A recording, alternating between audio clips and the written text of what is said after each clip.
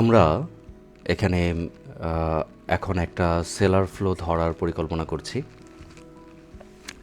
তো আমরা কিছু ট্রেড এক্সিকিউট করব রাইট নাও। এই ক্যান্ডেলটা শেষের পরে একটা সেলারের জন্য আমরা ট্রেডে যাব, ঠিক আছে? যদি আচ্ছা, ক্যান্ডেলটা শেষ হোক ততক্ষণ পর্যন্ত একটু দেখতে থাকি। ওকে, ফাইন। তো আমরা এখন একটা সেলারের জন্য ট্রেড এক্সিকিউট করে দিলাম। এখন এই সেলারের জন্য ট্রেডটা কেন এক্সিকিউট করলাম? এখানে এখানে মার্কেট যতই উপরে যাক, সে লাস্ট সেকেন্ড হলেও সেলারেই নেমে আসবে, যতই উপরে যাক, ঠিক আছে? কারণ এইখানে এই যে বায়ার যে উঠার চেষ্টা করছিল, একটু যদি সিনারিটাকে দেখেন, বায়ার দুর্বল হয়েছে বিধায় তো মাঝখানে সেলার এসেছিল, এবং তারপরে বায়ারের এত বড় ফ্লো আসলো, তাই না? তো বায়ার কি এখানে অ্যাকচুয়ালি পাওয়ার দেখাচ্ছে?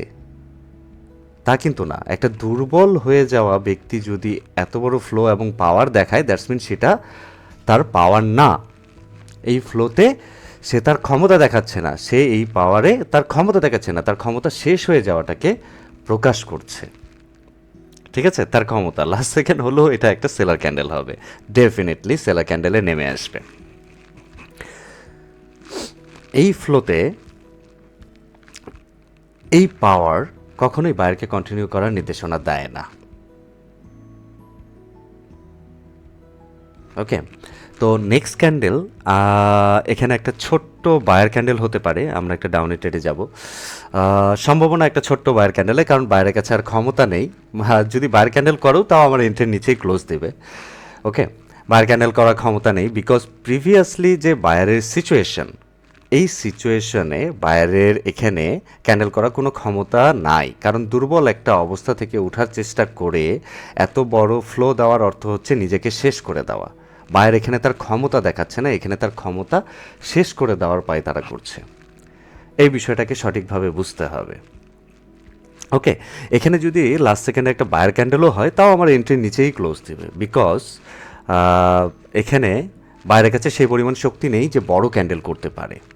ওকে, বড় ক্যান্ডেল করতে পারে সেই শক্তিটা বায়ারের কাছে নেই। এইখানে যে ক্ষমতাটা দেখাচ্ছে, তার যে লাস্ট ইফোর্ট, সেটা বায়ার ওই দুটো ক্যান্ডেলের মাধ্যমে দিয়ে দিয়েছে। সো দেখেন, আমার এই এন্ট্রিটাও প্রফিট হয়েছে। লাইনিং ক্যান্ডেলও আমরা একটা সেলারের জন্য চলে যাব, বিকজ বায়ার এখানে তার লাস্ট ইফোর্ট দিয়ে দিয়েছে। এখান থেকে এখন সেলার নামবে, খুবই স্বাভাবিক।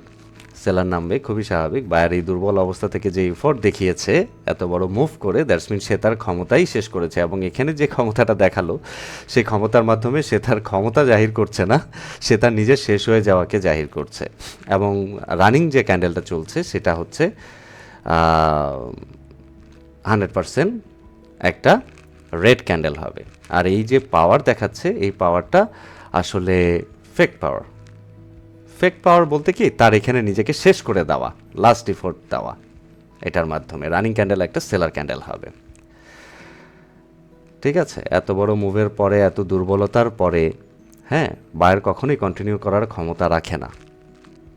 যদি আপনি বায়ার সেলারের অ্যাকচুয়াল এই ক্ষমতার পরিভাষাটাকে বুঝেন, তাহলে আপনি অনেক কিছুই খুঁজে পাবেন, অনেক কিছুই খুঁজে পাবেন। ওকে, অনেক কিছুই খুঁজে পাবেন। অ্যাকচুয়ালি এই জায়গাগুলোতেই আমরা মূলত ভুল করে থাকি, যে কখন আসলে বায়ার ক্ষমতায় আসছে, কখন ক্ষমতা কার কন্ট্রোলে যাচ্ছে, কে ক্ষমতাকে টেক ওভার করছে, এই বিষয়গুলোতে না আমরা আহ, আমরা অনেকাংশে দুর্বল থাকি আর কি, বিষয়টাকে বোঝার চেষ্টা করি না। বাইরের দুর্বলতা কিভাবে দেখাচ্ছে, কিভাবে সে তার ক্ষমতা শেষ করছে, ঠিক আছে, এগুলো আমরা কখনোই বুঝি না, বোঝার চেষ্টাও করি না। এই সমস্যাগুলোর কারণে এখানে যে মুভগুলো আমি ড্র করেছি, এখানে যে মুভগুলোতে আমি দেখাচ্ছি, এর অর্থ যে এটা এটা না যে বায়ার পাওয়ারফুল। ওকে, এর অর্থ হচ্ছে বায়ার নিজেকে শেষ করে ফেলা। Thank you, thank you everyone. আশা করি ভালো লেগেছে।